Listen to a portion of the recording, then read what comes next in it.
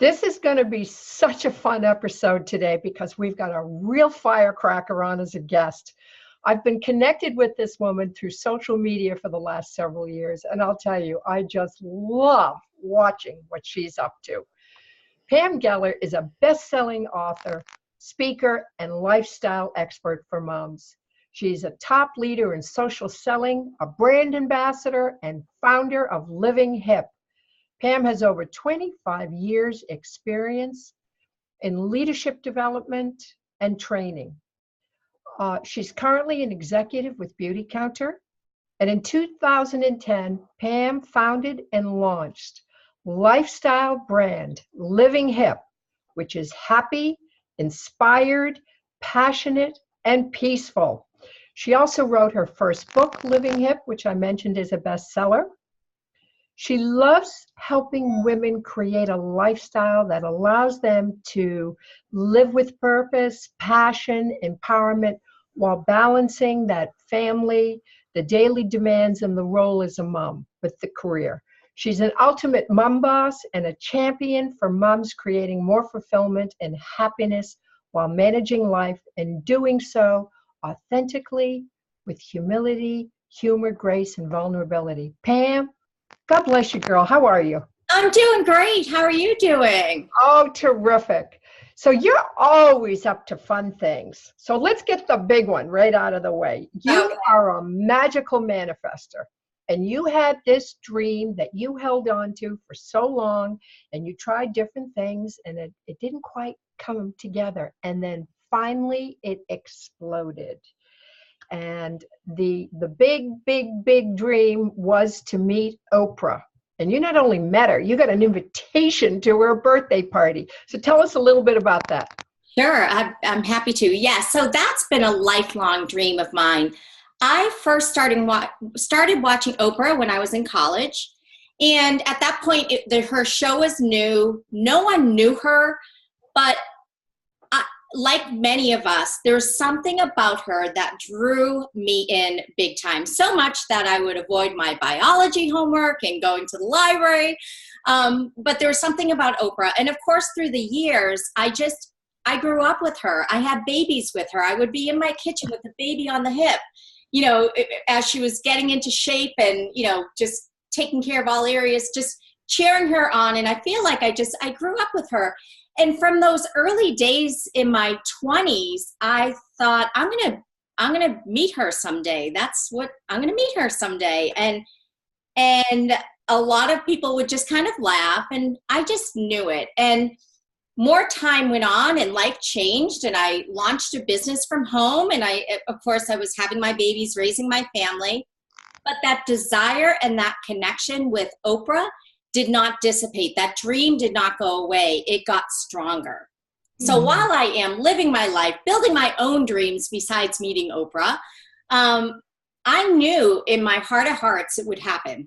And I didn't know exactly how. I actually thought I would be at her show. And then of course that ended, but my dream did not end. And I said, I'm still gonna meet her. I don't know exactly how, but I know I will. And I put that out there to the universe, and I just knew it would happen someday. And so it finally happened. And yes, I did have moments where I thought for sure it might happen. Like there were different, in fact, I went to her life tour a couple of years ago in San Jose, and I came so close to being invited to this private ambassador event, and I missed out. I wasn't invited. And it was that feeling, and we've all had this, where we have been left out. When we, nothing personal, but we've been left out, and you have to sit there and be full of grace and be happy for everyone else that had met her for the second, third, fourth time. But I still knew. I left San Jose saying, okay, it wasn't meant to happen. And sometimes we need to do that in life. We just need to let go and say, I'm not in charge here. And I just need to do my part, but I'm also working with a bigger force, and we all have a bigger force. And I just knew that. So I knew the day would come, and it finally did. And it was incredible. And it was just every feeling inside. And it was my intuition, essentially, that knew it would happen. And when it happened, of course, it was overwhelming, but I just knew it. It was overwhelming because it was just more than I could have asked for that first meeting. What I love about the whole thing is that I think is so important for women, that you can have a big dream and you need to hold on to it, because and when you think it's not going to happen, don't go there. Don't take on that energy. Keep that belief. And that's what you did throughout this entire desire to meet Oprah. You never gave up the dream. And that's kind of how you approach business and everything you do with such gusto. So tell us a little bit about Living Hip, because I think it's just a wonderful lifestyle. And then I'm watching you with different product launches and now, of course, Beauty Counter. So fill us in a little bit about how you're balancing all of this, the successful career, the mom, because your kids, I see them with you on Facebook, yeah. Gorgeous, your daughter dancing, just all kinds of beautiful things. Lots of beautiful things. And I will say, as you know, behind the scenes, it's not always beautiful. It can be messy, but that's the beauty. The beauty is in the mess, and the beauty is in how we're blessed, I suppose. So I had been in direct sales as a top leader for probably a good, probably 8 or 9 years. And I think I had not reached my plateau, but I was looking for more. I know there was more inside of me. I knew I wanted to make a bigger impact on the world. I didn't want to just make an impact through my direct sales business. I really wanted to bring my voice to the world.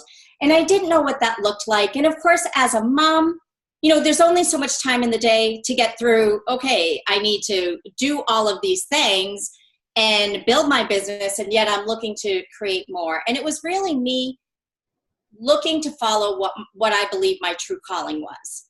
And so it all started, interestingly enough, I was watching one of Oprah, her own network. I was watching her masterclass. It was her teaching. And she talked about really going inside and listening to that inner whisper of who, what is it you are meant to do? What are you passionate about? What brings you joy? All of those questions. So I forgot about my role in the company that I was with.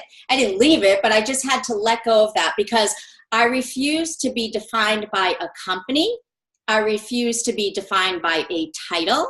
I refused to be defined by the success I had created in that company. And it wasn't all success. It didn't go like this. It went like this. It was a huge success. And then we hit a lot of turbulence.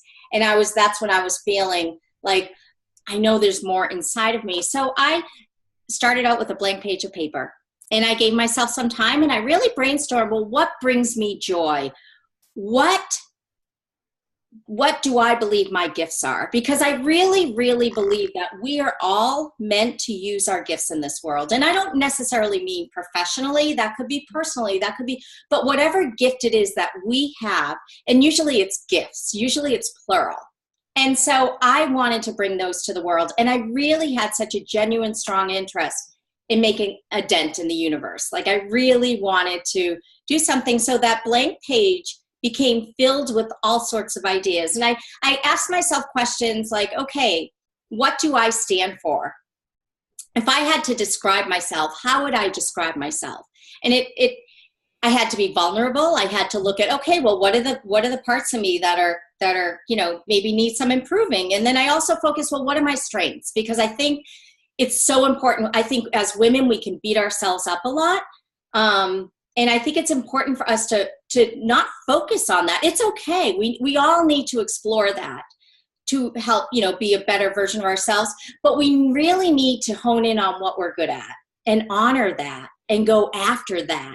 And that's what I did. And I thought, okay, what do you stand for? Well, I'm so passionate. Like if I truly believe in something, I will go to the upteenth end to conquer it, to figure it out, to improve, or whatever it is. But when I'm passionate about something, I can't keep my mouth shut. So that was one thing.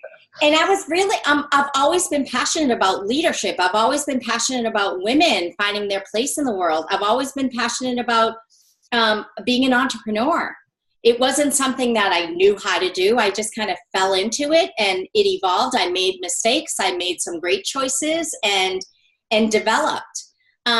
And so I was passionate about that, about women really owning their place in the world, whether it's financially, spiritually, professionally, personally, all of the above, hopefully. But sometimes we need to just target one area in our health and our wellness. So I went after that, and somehow through listening to Oprah, and I was also at the time really getting into yoga. So I was letting go of all those images and masks that I had been wearing for years. And my history was like, I was that go, go, go person. I grew up with humble beginnings. I was told by my high school guidance counselor that I probably wasn't college material.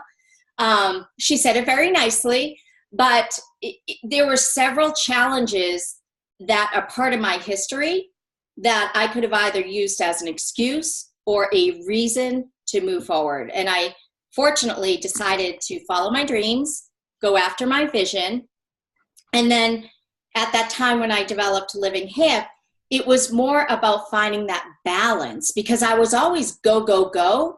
So I needed almost to earn my master's to prove myself, to promote to the top of my corporate game to prove myself, then start a home-based business to prove myself, then promote to the top of the company, not to just prove myself, but to prove to myself that I could do it and I was worthy. And then when you reach that point in, midlife, early 40s for me, that what am I doing? Where am I going? Why? And then I started to peel off the layers of what I thought society wanted from Pam Geyer. And I just said, this is what I want. This is who I am.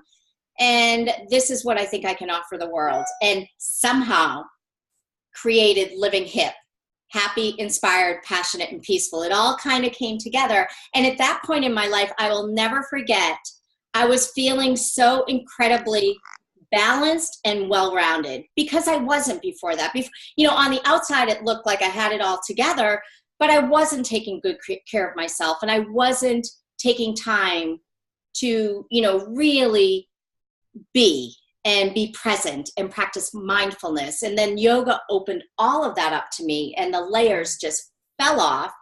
And I started to work on this. So that's really, I got to this incredible place of balance. And as a mom, we need to be there, and it's really hard to get there. So I think balance is misunderstood when it comes to motherhood, because it's not like, oh, look at me, I've got it all figured out, and man, I can cook dinner, and I can, get the kids to practice on time and build a successful business and not break a sweat. And that's not true. It's pretty messy. But when we center ourselves and I think ground ourselves and really honor ourselves and shut down the noise of the distractions in society and what others are doing, and not comparing ourselves and doing all of those important things we need to do as women. And when we support each other and when we're positive, I believe we open up space to truly honor who we want to be in the world. And we're forgiving ourselves when we're not, because it's really hard, like that whole juggle. It's, I would love to come on here and say, oh my gosh, it's easy, I've got it all figured out. I don't have it all figured out, but I've learned a lot, and I've created space where, and I believe it's all your attitude and owning it and believing in yourself, and also believing in the good of others. 2 tough questions for you.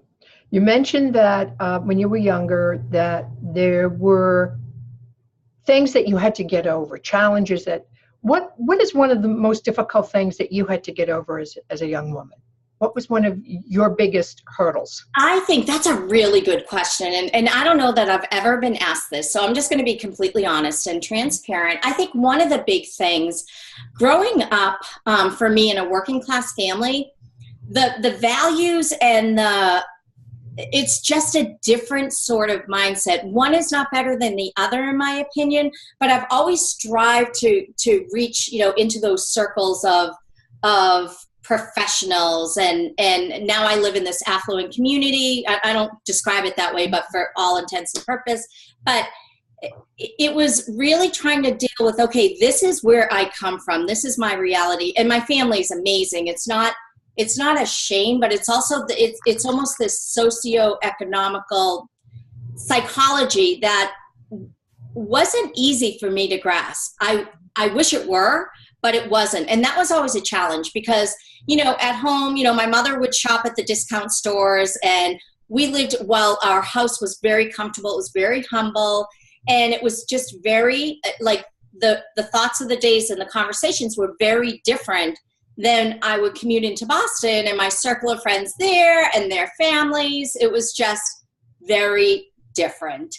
And I struggled a little bit. So here I was, at home, my mom's buying me pajamas from the discount store. And then I'm going to Talbot's in my, trying to dress up and look more sophisticated and worldly than I really was, trying to put on this like show for the world and trying to pronounce R's when I was truly from Boston and had that Boston accent to the core. I don't know, it's evolved because I've, been around all sorts of people, which is what life is all about. And today, to look back at that, I'm really proud of both worlds. Great point. I think that what you're saying here that a lot of women struggle with is a guilt for aspiring to want more, to be more, to do more, to up their game financially. And it creates a little bit of an internal pull because it creates a little bit of guilt. So, it's refreshing to hear somebody honestly admit that, well, this was my beginnings and yet I wanted that. And I had this little tug of war going on. Mm. You talked about masks that came off as you got deeper into your yoga practice. What do you think some of those masks were that you had to, not that you had to, but that you did let go of as you became more centered, more balanced, more in touch with the internal workings of Pam? There were several actually. There were, but I think the big ones were this need to kind of prove, like this work hard. I mean, the beautiful thing growing up in my family, there was such a strong work ethic that it was demanded and thrown at us. And that was all well and good, and it served me really well. And to this day, it serves me well. But at the end of my life, I don't want to be like, God, she worked so hard. Man, is she amazing. She worked so hard. And I feel like, oh my gosh, that's all I did it was all about hard work. So I felt guilt. And it was this guilt because I felt like I wasn't working. And mothers, especially those that work, have this going on big time. I know because I'm one of them and I've struggled with this, but we're not doing enough in our professions or in our businesses, and we're not doing enough as a mom because, quite honestly, I'd rather go build my business than sit on the floor and do Play-Doh right now. All of these things. So for me, it was this, I had worked so hard to reach the top of all these places, and I'm like, why?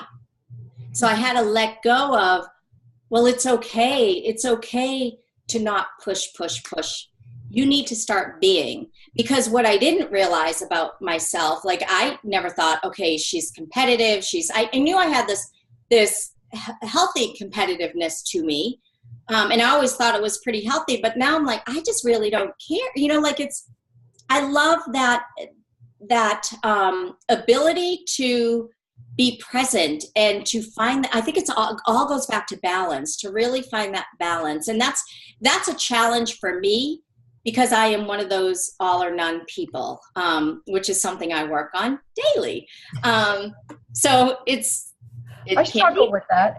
yeah, it's like it's one of those. So for me, balance is the answer, and removing the mask of proving myself. I think it's the proving, of proving myself and wanting to please everyone and wanting to achieve.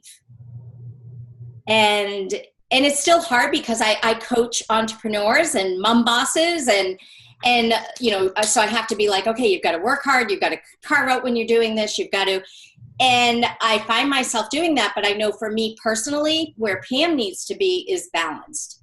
so that's one of my biggest values today, and a driver of why I do the business that I do is for the balance. And I think another mask might be just this this need to I talked about pleasing people, this need to be everything to everyone. But don't you think women, we all struggle with Oh my goodness. Yeah. What's up with that? Like, what is up with that? And I never really noticed it until I slowed down, and I'm like, I will be kind to everyone. I will be kind to everyone, but I am not on this earth to please everyone. And I just need to go where my tribe is, and the people where my message resonates, it's going to resonate, but I'm not going to make everybody happy. And just to let go of that is so refreshing. I think it's part of the spiritual journey. I know for me, the older I get, the more naked I become in a very good way. I keep letting this thing go and that thing go and that demand and that need to impress. And I just become more me. And I think it's really that evolving spiritually as our goals unfold, we start to put less and less pressure on ourselves. Agreed, which is a wonderful thing. Tell me about your new company that you're doing. Okay, so the one how I left one direct sales business and moved into another? Yep. Okay, well, I have had the good fortune of falling into this industry, which was not my cup of tea, but I was an overwhelmed mother of three looking for a way to have something outside of being a mom. And I worked with a company for a long time that I really loved, and I had no plan on leaving. And I learned about Beauty Counter 5 years ago, and I was impressed with them, but no interest in leaving. And people typically, I had a residual income, so it's not like a job, like where people leave one company to the next. That's not typical in the work that I do, especially with having built a great residual income. But I watched this company, and I watched the leader of this company. Her name is Greg Renfrew. So I encourage any of your viewers or listeners to check out Greg. It's a guy's name, Greg, Gregg, Renfrew. And she's amazing. She basically saw a problem in the world, and and that's what I think attracted me to her. She saw a problem in the world, and the problem was that the laws that govern our personal care products and skincare and makeup and both genders, but shampoos, everything, all personal care products has not been regulated. The law has not been changed since 1938. 1938. Outdated. And thousands of chemicals have been introduced to commerce since then. So Greg went on a mission to offer a product that was safer, but it's not just about our products. We're much more of an advocacy and educational company, where Greg really thought, this is just wrong, and we need to not only create a product that's truly safe for women and men and families, but to advocate for safer laws. So we always say, we have great eye cream, but it's not about the eye cream. It's about family health and women's health. And so we do a lot of advocacy work in Washington, D.C. So seeing Greg and then seeing the opportunity and knowing my background and the leadership, and I've built a business, and I just thought, okay, you can stay comfortable where you are, because I loved where I was, and that was a really hard decision for me, or you can make a jump and make a huge risk and join Greg and all of these leaders and really try and help this company develop leaders and so forth. So it's been amazing, because we've had, I think, over 6,000, maybe close to 1,000 consultants join us since I joined the company in my organization. So I look at it like so many lives have been changed already. And we've probably had 1 million people introduced to the product just by my organization alone. So it's been great.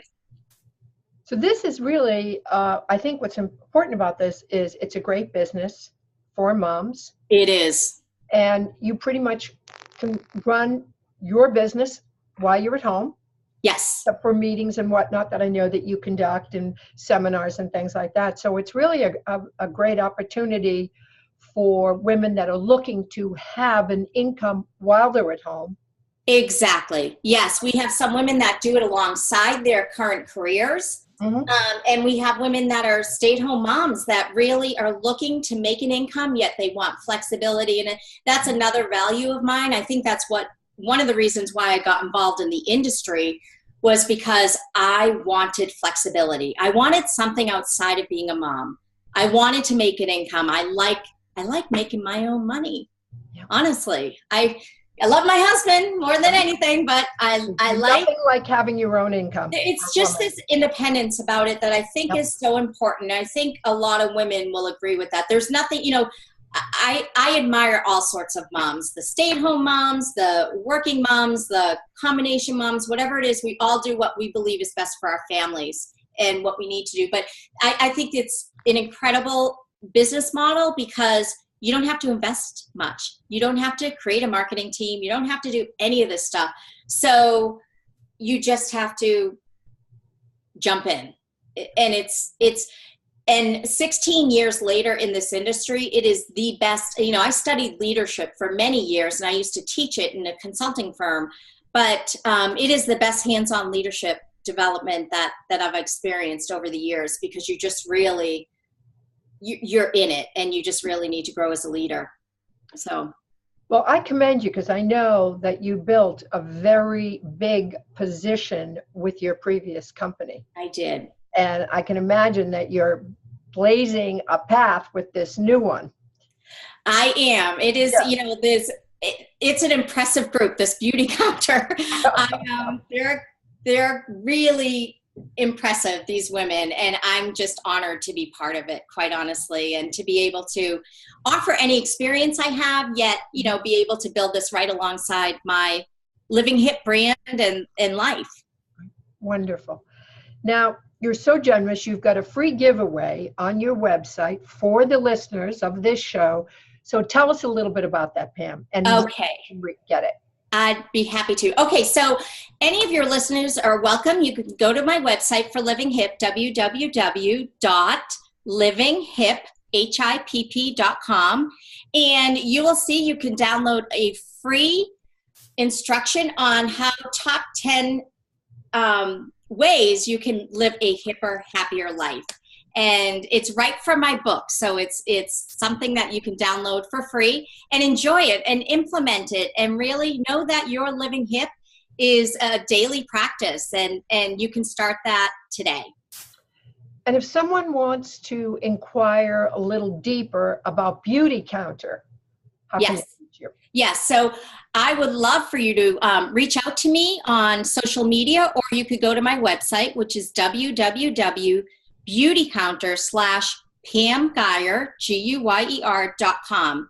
If you're already working with a Beauty Counter person, I want to honor that, and you would go back to that person. We all work together as a team and say, hey, I listened to Pam and tell me more about this Beauty Counter business. But if you're not part of, if you're not someone else's client and so forth, I would love to chat with you. It's a great, and I have a very, we are in a business where we share information. It's really having a conversation to see if it's right for someone. Great. Well, I just love your enthusiasm. I follow you on Facebook and watch everything you're doing with your family, cute dog, handsome husband, great-looking kids, Oprah's birthday party, success at Beauty Counter. You're rocking it, girl. And I love to see that. I love to see a woman do well. That to me is what life is all about. That's women what you do. Experience success, and they should have dreams, and those dreams should come true. And absolutely. You're living proof of that, my friend. Thank you. Thank you so much. And you're amazing. So keep shining your light. Oh, thank you. I have fun doing it. I know you do. So, thank you again. Good to see you. Nice to see you too, Mal. Have a great day. Awesome. Thanks for having me. Bye. Bye.